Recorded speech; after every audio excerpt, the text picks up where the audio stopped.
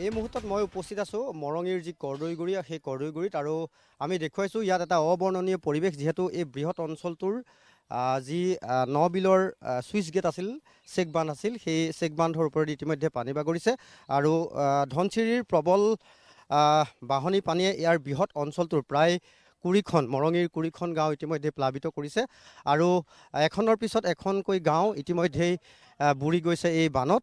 এই অঞ্চলটোৰ বহু লোক এতিয়া দেখা গৈছে যে বানৰ মাজতে আবদ্ধ হৈ আছে। এই মুহূৰ্তত আমি সেয়া দেখুৱাইছোঁ, প্ৰশান্তই দেখুৱাইছে। ইয়াৰ যিসমূহ গাঁও সেই গাঁৱলৈ যোৱা পথসমূহ ইতিমধ্যেই পানীয়ে বুৰাই পেলাইছে, যাৰ ফলত বহু লোকে নিজৰ সা সামগ্ৰীসমূহ উদ্ধাৰ কৰিবৰ কাৰণে যথেষ্ট কষ্ট কৰিব লগা হৈছে আৰু যিহেতু নিশাৰ ভাগৰ পৰা ইয়াত পানী বাঢ়িবলৈ আৰম্ভ কৰিছিল, যাৰ ফলত বহু লোকে আচলতে সময়ে নাপালে নিজৰ বয়বস্তুখিনি উঠাই আনিবৰ কাৰণে। এই মুহূৰ্তত আমি দেখুৱাইছোঁ এয়া কৰ্দৈগুৰি অঞ্চল আৰু ইয়াৰ কৰ্দৈগুৰি, কেন্দুগুৰি, জাতিপতীয়া, মিঠাম চাপৰিকে ধৰি ইয়াৰ প্ৰায় কুৰিখন গাঁও এতিয়া জলমগ্ন। গোলাঘাট জিলাৰ যি মৰঙী মৌজা সেই মৰঙী মৌজাৰ 15 পৰা 20খন গাঁও এতিয়া এনেধৰণে পানীৰ মাজত আছে আৰু এই মুহূৰ্তত আমি দেখুৱাইছোঁ যি নবিলৰ সেই মাথাউৰি ওপৰেৰে চেক বান্ধৰ ওপৰেৰে পানী বাগৰিছে। আমি সেই দৃশ্য দেখুৱাৰ প্ৰয়াস কৰিছোঁ। ইতিমধ্যেই ইয়াৰ যি বৃহৎ কৃষিভূমি সেই কৃষিভূমি সম্পূৰ্ণৰূপে প্লাবিত হৈ পৰিছে, সাগৰ সদৃশ এটা পৰিৱেশ আৰু এই অঞ্চলটোৰ প্ৰতিখন গাঁৱৰ মূল পথবোৰ এতিয়া পানীৰ সোঁতত বুৰ গৈছে, পানীৰ সোঁত ইয়াৰ পথেৰে বাগৰিছে পানী, যাৰ ফলত এতিয়া ৰাইজৰ মাজত হাহাকাৰ পৰিৱেশ। মই এগৰাকী বাইদেউ আছে, তেখেতৰ পৰা জানিবৰ বাবে চেষ্টা কৰিম। এই পানীটো কেতিয়াৰ পৰা বাঢ়িছে বাইদেউ? পানীটো ৰাতি ঠিক মানে সন্ধিয়াৰ পৰা অলপ লগাইছে, কিন্তু ৰাস্তালৈ ৰাতি উঠিছে। এতিয়া আপোনালোকৰ গোটেই ঘৰবোৰ বুৰি গৈছে? ঘৰ বুৰি গৈছে। আমাৰ খেতিপথাৰটো একোৱেই নাই, কঠীয়া চঠীয়া নাইকিয়া হৈ থাকিলে। কিমানমান গাঁও আছে এই অঞ্চলটোত? ইয়াত আছে ভালমান আছে গাঁও। এইটো পুৰা কৰ্দৈগুৰি? এইকণ কৰ্দৈগুৰি আছে, বৰবালি টোপ আছে, কেন্দুগুৰি আছে। আৰু ইয়াৰ নবিলৰ মাথাউৰিটো কেতিয়া ছিগিলে ইয়াৰ?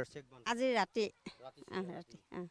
এইসকল স্থানীয় লোক, তেওঁলোকে নিজৰ সা সামগ্ৰীসমূহ উদ্ধাৰ কৰিবৰ কাৰণে তেওঁলোকে চেষ্টা কৰি আছে পুৱাৰে পৰা আৰু নিশাৰ ভাগত ইয়াৰ চেক বান্ধটোৰ ওপৰেৰে পানী বাগৰাৰ ফলতেই এনেধৰণৰ পৰিৱেশ, অবৰ্ণনীয় পৰিৱেশে বিৰাজ কৰিছে। ইফালে ধনশিৰি নদী যিহেতু পানী কমা নাই, পানী বাঢ়িয়ে আছে, গতিকে এই গতিত যদি পানী বাঢ়ি থাকে তেতিয়াহ'লে এই অঞ্চলটোৰ লোক বিপদত পৰিব আৰু ইতিমধ্যেই যথেষ্ট সংখ্যক গাঁৱৰ ৰাইজে নিজৰ পশুধনেই হওক বা নিজৰ বয় বস্তুসমূহ ওখ ঠাইলৈ লৈ যোৱাৰ চেষ্টা কৰিছে।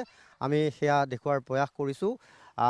এই অঞ্চলটো কৰ্দৈগুৰি, মই আকৌ কৈছোঁ যে কৰ্দৈগুৰি, কেন্দুগুৰি, জাতিপতীয়া, মিঠাম চাপৰি সমগ্ৰ অঞ্চলটো এতিয়া পানীৰ মাজত। প্ৰায় 20খনৰো অধিক গাঁও এতিয়া বুৰ গৈছে এই পানীৰ মাজত। ধনশিৰিৰ প্ৰচণ্ড সোঁত আৰু তাৰ মাজতেই একাংশ লোকে নিজৰ সা সামগ্ৰী বা নিজৰ পশুধন উদ্ধাৰ কৰিবৰ কাৰণে পুৱাৰে পৰা চেষ্টা কৰিছে। প্ৰতিখন গাঁৱৰ লোকেই এতিয়া বিপদত পৰা দেখা গৈছে আৰু কিছু লোক আছে, মই তেওঁলোকৰ সৈতে কথা পাতিবৰ বাবে চেষ্টা কৰিম। যথেষ্ট কষ্টৰ মাজত হঠাৎ পানী বাঢ়ি গ'ল আৰু আপোনালোকে বয় বস্তুবোৰ উদ্ধাৰ কৰিব পাৰিলে নে নাই? নাই, ইমানকৈ উদ্ধাৰ কৰিব পৰা নাই, যেনে তেনে অকণমান হেৰি কৰি আছোঁ আৰু আপোনালোকৰ যিখিনি গৰু ছাগলী, এইবোৰ গৰু ছাগলী ৰাস্তা শুকান মাটিত বান্ধি থৈ দিছোঁ। পানী সোমাবই এতিয়া আৰু নিশ্চয়কৈ। আচলতে প্ৰতিটো মুহূৰ্ততে ইয়াত পানী বাঢ়িবলৈ আৰম্ভ কৰিছে, যাৰ ফলত এই অঞ্চলটোৰ লোক এতিয়া সমগ্ৰ আচলতে ৰাইজ বিপদত পৰিছে বুলি কৈছোঁ, ক'ব পাৰি। কাৰণ প্ৰতি ঘৰ লোকেই নিজৰ সামগ্ৰীসমূহ, নিজৰ বয় বস্তুসমূহ উদ্ধাৰ কৰাৰ বাবে চেষ্টা কৰিছে।